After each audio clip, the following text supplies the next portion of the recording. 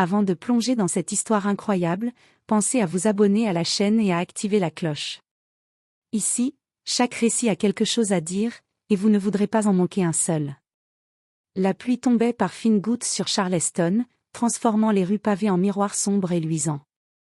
Les lampadaires vacillaient, projetant des ombres tremblantes sur les façades décrépites. Dans cette atmosphère oppressante, Sarah Johnson marchait d'un pas rapide mais mesuré, serrant son manteau contre elle.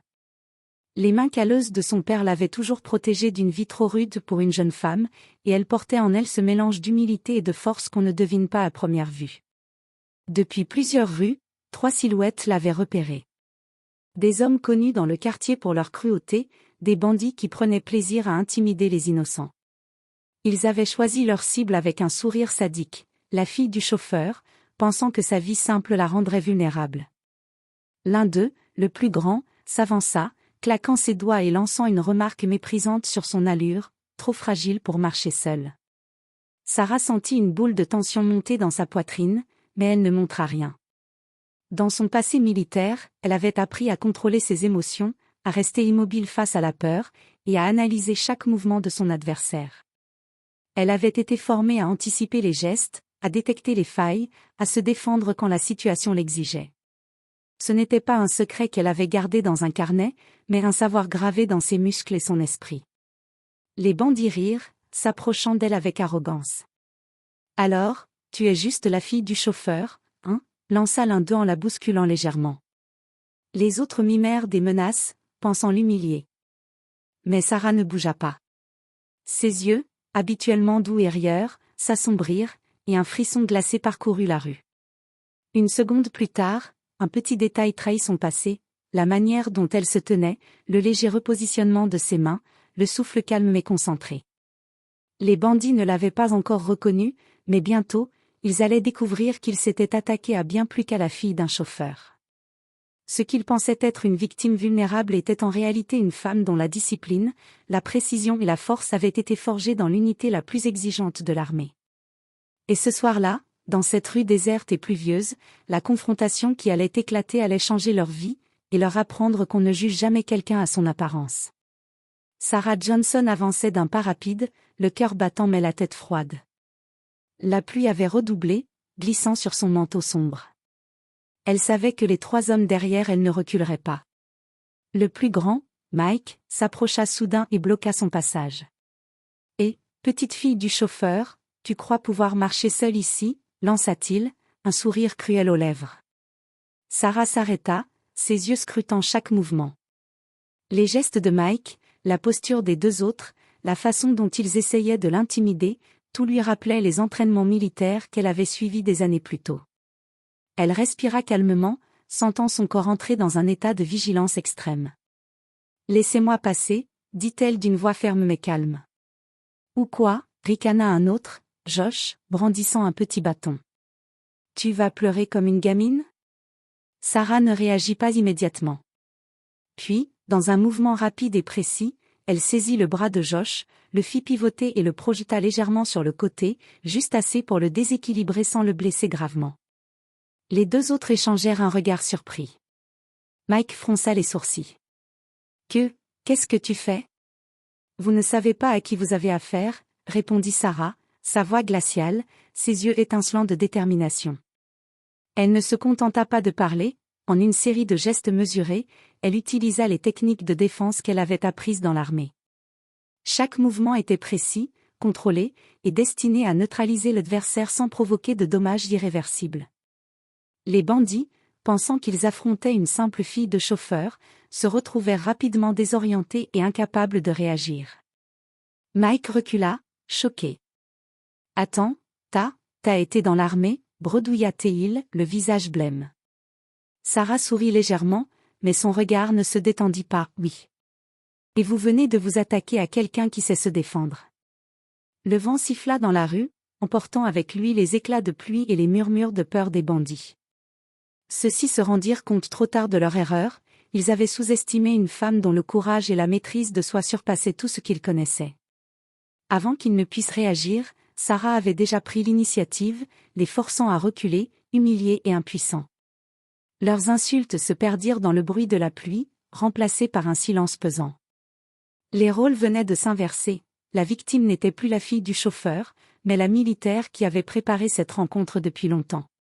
Et tandis que Sarah reprenait sa marche, les trois bandits restèrent là, tremblants et abasourdis. Ce soir-là, ils avaient appris une leçon qu'ils n'oublieraient jamais. On ne juge jamais quelqu'un à son apparence, surtout quand elle cache un passé militaire.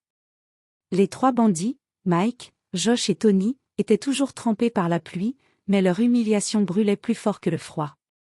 Sur le trottoir, ils se regardèrent en silence, incapables de comprendre comment une simple fille pouvait les neutraliser si facilement. On ne peut pas laisser passer ça. Grogna Mike, le visage rouge de colère. Elle va le payer. Josh hocha la tête, les mains tremblantes. Mais, c'est qui elle?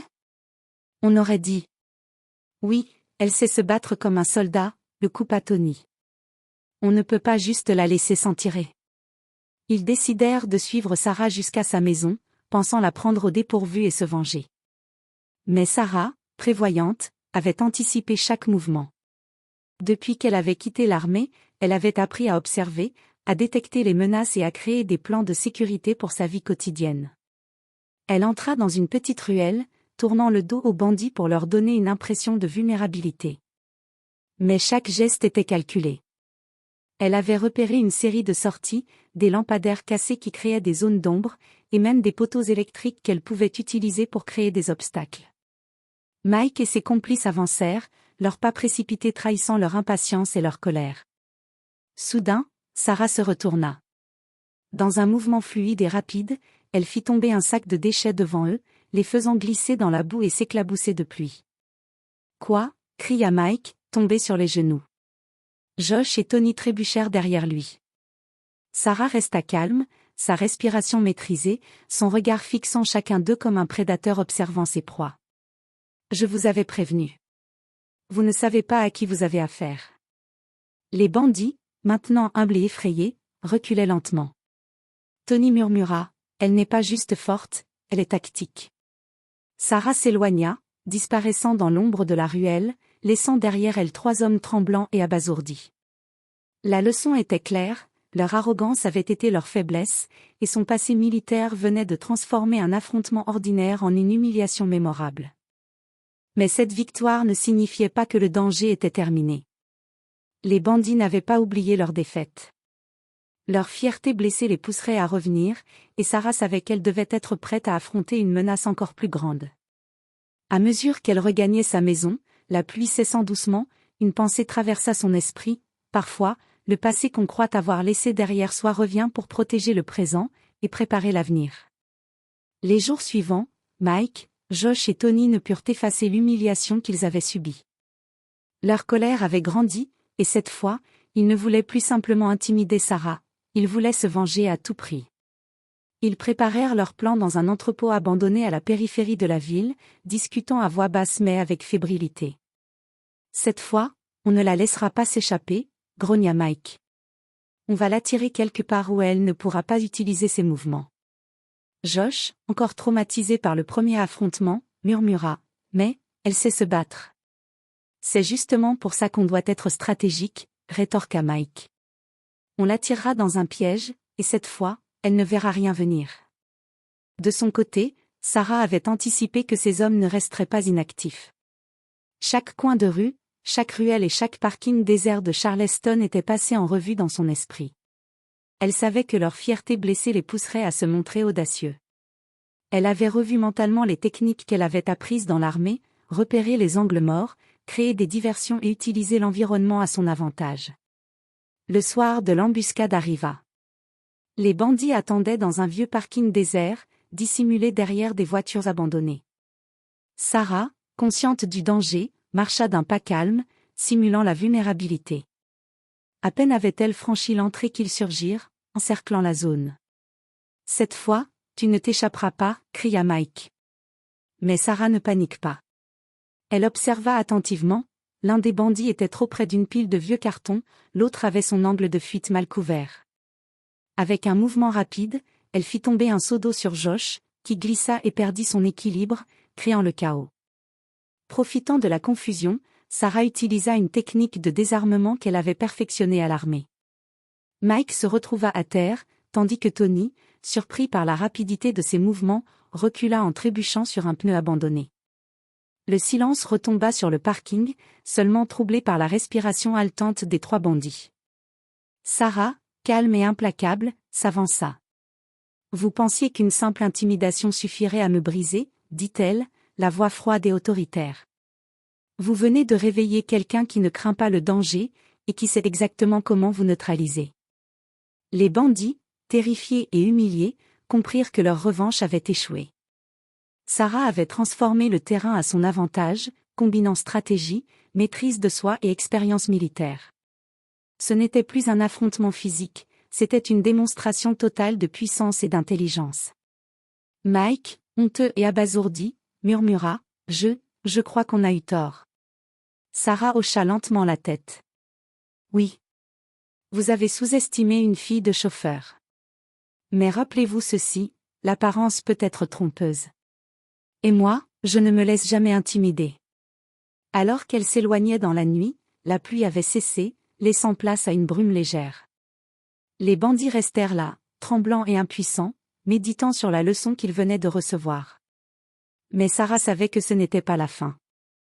Leur fierté blessée allait les pousser à tenter une dernière attaque, et cette fois, elle devrait être prête pour tout. Quelques jours plus tard, Charleston était calme, presque trop calme. Sarah savait que les bandits, humiliés et furieux, ne renonceraient pas si facilement. Elle avait renforcé sa vigilance, revérifié chaque sortie, et même préparé quelques pièges subtils autour de sa maison pour anticiper toute attaque.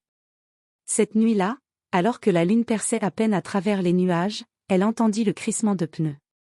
3 silhouettes familières approchaient, cette fois armées de barres de fer et de chaînes.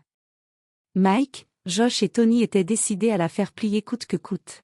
« C'est fini pour toi, Sarah », hurla Mike, en avançant avec rage. Sarah, calme comme toujours, les observa, évaluant chaque geste, chaque position. Elle n'était plus la fille du chauffeur que ces hommes avaient cru pouvoir intimider, elle était une soldate entraînée, méthodique et déterminée. Elle inspira profondément et se prépara à riposter. L'attaque commença. Les 3 bandits se jetèrent sur elle en même temps. Sarah esquiva avec précision, utilisant leurs propres mouvements contre eux. Une frappe contrôlée envoya Mike percuter une poubelle métallique, tandis que Josh glissa sur le gravier, incapable de se relever rapidement. Tony tenta de l'encercler, mais Sarah utilisa un mouvement appris lors de missions militaires, elle fit tomber une chaîne sur ses pieds, le déséquilibrant, puis le projeta au sol sans le blesser sérieusement. « Assez » cria-t-elle, sa voix résonnant dans le parking désert. « Vous pensiez pouvoir me briser simplement parce que je suis la fille d'un chauffeur. Mais vous vous êtes attaqué à quelqu'un qui a survécu à des situations bien pires. » À ce moment, elle décida de révéler pleinement son passé. Elle sortit son badge militaire rangé dans sa veste, un symbole de son service et de ses années d'entraînement intensif. « Oui, j'ai servi dans l'armée. Oui, j'ai été formée pour anticiper vos mouvements et vous neutraliser. Et maintenant, vous savez pourquoi vous n'avez aucune chance contre moi. » Les bandits restèrent figés, la peur et la honte se lisant sur leurs visages. La fille qu'ils pensaient faible était en réalité une force implacable, habile et déterminée. Ils comprirent qu'ils avaient été trompés par les apparences et qu'ils avaient affronté la mauvaise personne. Sarah ne les attaqua pas davantage. Son objectif n'était pas de les blesser, mais de leur faire comprendre qu'ils avaient franchi une ligne qu'ils ne devaient jamais franchir. Tremblants et humiliés, ils reculaient lentement, murmurant des excuses à peine audibles. Alors qu'ils disparaissaient dans l'ombre de la nuit, Sarah se tenait droite, la respiration calme mais le cœur battant encore de l'adrénaline. Elle savait que cette expérience l'avait renforcée, non seulement elle avait protégé sa vie, mais elle avait aussi imposé le respect. Cette nuit-là, Sarah Johnson ne fut plus jamais vue comme la fille d'un chauffeur, elle était une survivante, une femme au passé militaire impressionnant, et une force à ne jamais sous-estimer. Et Charleston, sous la lumière de la lune, semblait enfin respirer un peu plus librement.